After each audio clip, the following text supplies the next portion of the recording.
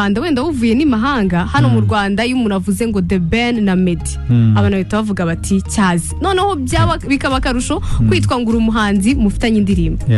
nkawe uba wumva bimeze bite kuba ufitanye indirimbo na Meddy ndetse na The Ben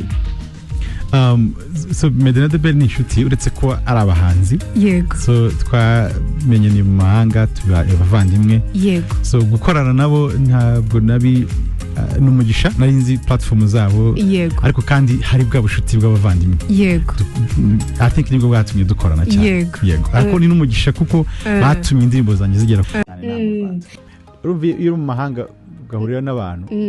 donc byanga byakunda mugomba biwanyu yego yiwe n'abantu biwanyu muvuga ururimi rumwe mukorana mu buzima n'ubwo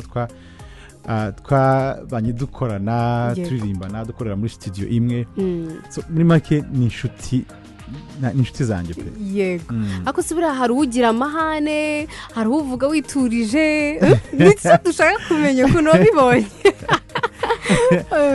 The Ben ndibaza mwese barabuzi ko ari fun to be around ni wa muntu iyo muri kumwe nta rungo wagira yego so na Meddy nuko bose n'abantu baseza cyane yego sinzi nimba barahindutse amazi igihe mu Rwanda ngomba gucekinga akiri wa wundi yego